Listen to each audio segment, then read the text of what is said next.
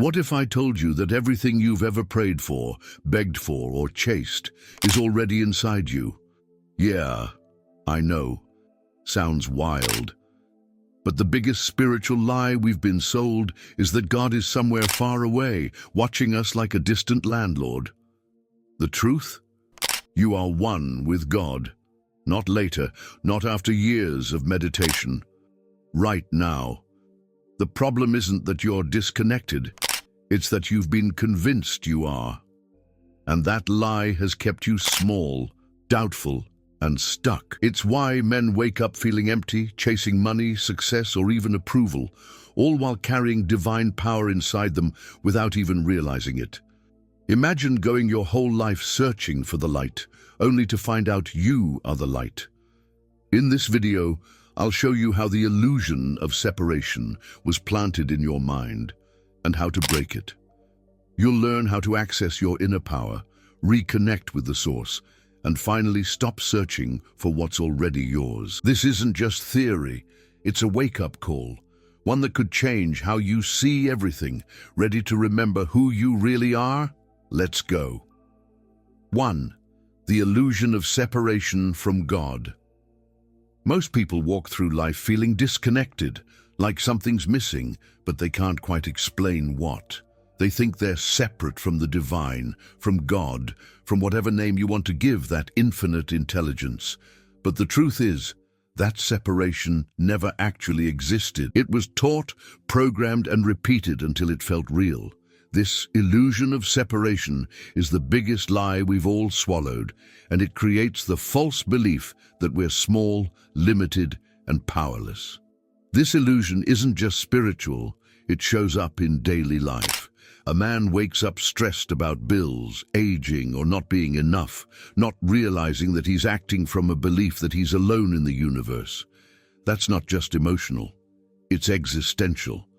Oneness isn't some mystical fluff. It's the raw, grounded truth that everything is connected, and that divine power isn't outside you, it moves through you. But the illusion keeps us looking everywhere else but inside. You see it in religion too. How often have we been told we need a middleman to talk to God, or that we have to earn love from a creator who supposedly made us in his image? It's a strange game we've been convinced to play, begging for connection when we already are the connection. And when someone dares to question this setup, they're often shut down, like it's dangerous to remember who we really are.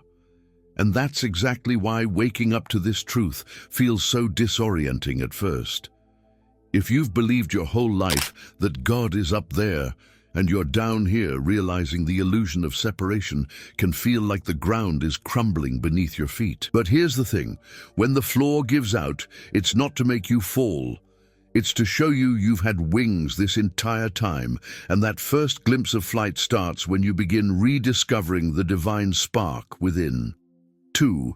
Rediscovering the divine spark within. There comes a moment, usually in silence or after some breakdown, where a man stops chasing answers outside himself and begins to feel something shift. That shift isn't a random thought. It's the divine spark waking up inside him. It's always been there, buried under years of noise, guilt, and expectations. But the moment he turns inward with sincerity, that spark responds. It doesn't scream, it whispers. And in that whisper is the reminder, you were never disconnected in the first place. Rediscovering that divine spark isn't about becoming someone new. It's about remembering who you were before the world told you who to be. Think about it. As a child, you had a natural sense of curiosity, presence, even joy. You didn't need permission to feel alive. That's because you were still aligned with your spiritual awakening, still aware, at least unconsciously, of your divine power. The game changed the moment you started taking on labels, fears, and other people's beliefs as your own. Now, rediscovering that connection takes presence and practice. Meditation helps, but so does walking in nature, journaling without a filter, or even moments of honest prayer.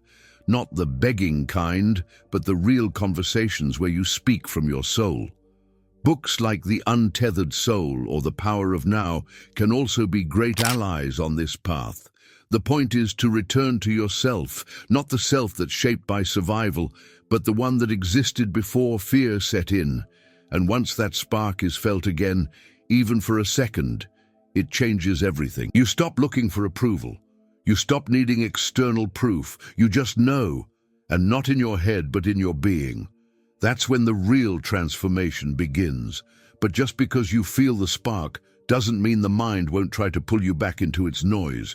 And that's where the next trap appears, the mind itself blocking your connection to the source. 3. How the mind blocks your connection to the source. The mind is a master illusionist. It convinces you that it's in control, that it knows what's best, and that anything beyond its logic is just fantasy. But here's the trap. The same mind that tells you you're unworthy is the one trying to find God. That's like a blindfold trying to help you see. The mind can't access the divine directly. It analyzes, compares, doubts, and doubt is the very veil that hides your oneness from yourself. Most people live entirely in their heads, constant thinking, planning, worrying. It's like a non-stop mental treadmill. And the worst part? They believe that's normal. But this mental overdrive is exactly what blocks the flow of divine power. It's not that the source left you, it's that the noise of the mind is too loud to hear it. The more attached you are to your thoughts, the more you reinforce the illusion of separation. Here's a practical example. Imagine you're in a forest, surrounded by nature, but you're wearing noise-canceling headphones, blasting static. That's what most minds are doing all day. The connection to the source is still there, strong, alive, present. But the static of judgment, fear, and overthinking blocks it out. Turning down that mental volume, even a little, makes space for spiritual awakening to unfold naturally. That's why ancient teachings always talk about watching the mind, not fighting it, not judging it, but observing it. When you step back and realize you are not your thoughts, something incredible happens. You stop feeding them with belief, and that moment right there is a crack in the illusion. Through that crack, light begins to shine. But to walk through it, you need something even more powerful than thought: awareness. 4. Awareness as the gateway to your true nature. Awareness is like the quiet observer sitting behind your thoughts, your emotions, even your identity. It's not flashy, doesn't beg for attention, and yet it holds the key to your entire existence. When you start noticing your own awareness, really noticing, it's like finding the doorway you didn't know existed. It doesn't judge what you feel or try to fix anything. It simply sees. And in that seeing, something begins to dissolve. The illusion that you were ever just your body or your story. Most people think they are their thoughts. They wake up stressed and say, "I'm anxious," without realizing that awareness is the one noticing the anxiety, not the anxiety itself. That small shift changes everything. The moment you start living from awareness instead of the mind, you tap into a calm center that doesn't come and go.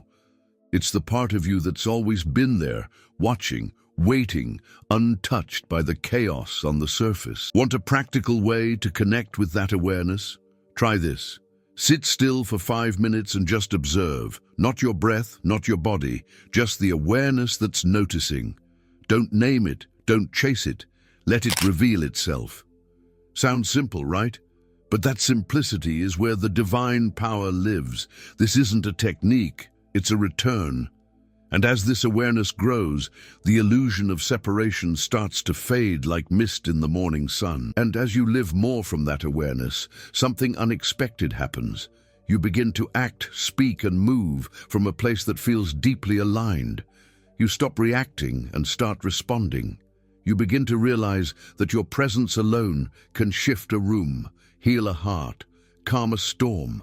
But to truly anchor this presence, there's one powerful tool that many overlook, and it's not what you say, but what you don't. Silence. 5. The power of silence to realign with the divine. Silence isn't just the absence of noise, it's the presence of something deeper. When a man allows himself to sit in true silence without distractions, without reaching for his phone or the next thought to grab onto, something sacred happens. He begins to feel again, not with his emotions but with his being. That's where divine power shows up, not in the noise but in the quiet spaces between. Silence reveals what the mind hides, the truth of your oneness with everything. In silence, the illusion of separation softens.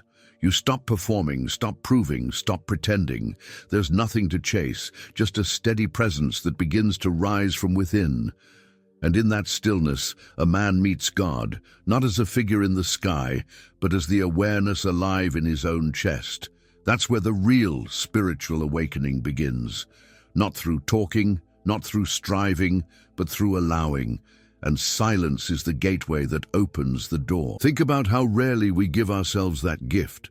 From podcasts to meetings, from notifications to scrolling, we've trained ourselves to avoid silence like it's some kind of threat. But here's a practical tip. Schedule 10 minutes each day with no agenda. Just you and stillness. Sit on your balcony, walk in the woods, even sit in your car before heading into work. Let silence stretch. Let it breathe. That's where clarity is born. That's where the source speaks. And once you make space for that connection, you begin to realize you were never alone. You were just distracted. Silence reattunes you. It doesn't just quiet the noise, it recalibrates your energy to match that of the divine. And when that harmony settles in, you don't just feel more peaceful, you become a living vessel for something far greater.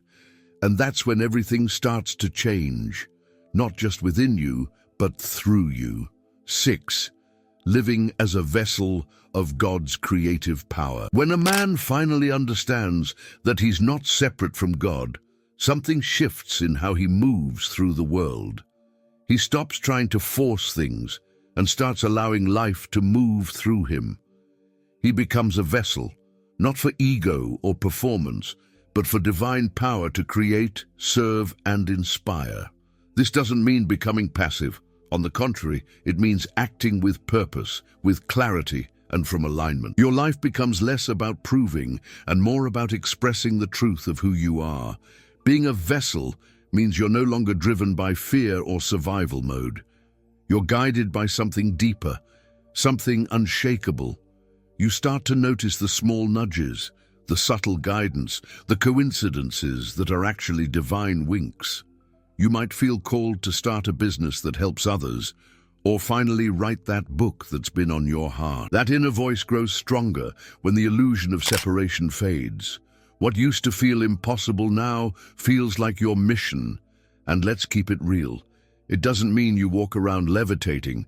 You'll still face bills, arguments, deadlines, but your response changes. You're no longer reacting from a wounded place. You're responding from your center, that spiritual awakening in action. You become the kind of person who brings peace to chaos, who listens more than speaks, who creates from love instead of fear.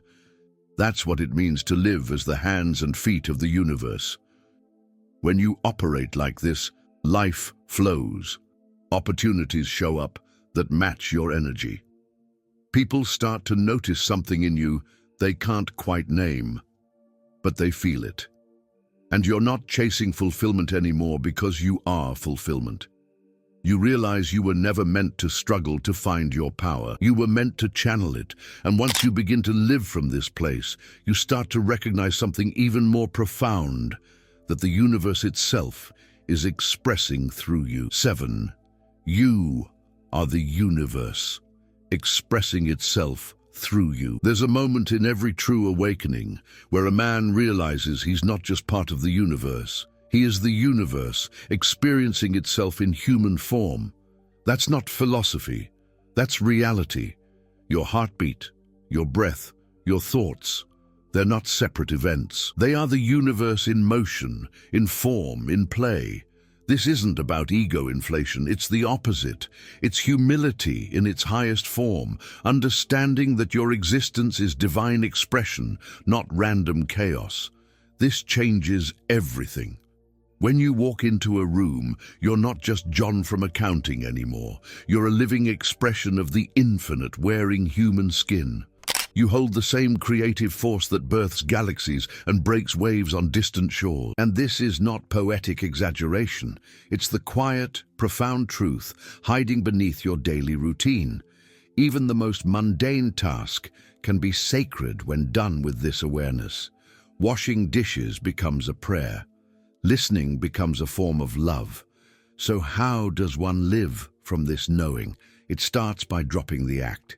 You don't need to try to be spiritual. You already are. The universe doesn't need you to be perfect. It just needs you to be present. Speak with honesty. Move with intention. Create with heart. You don't have to go live on a mountain. You can express the divine in your parenting, your work, your laughter. It's all sacred when you remember who's really moving through you. And when you really get this, not in your head but in your bones, a deep peace sets in.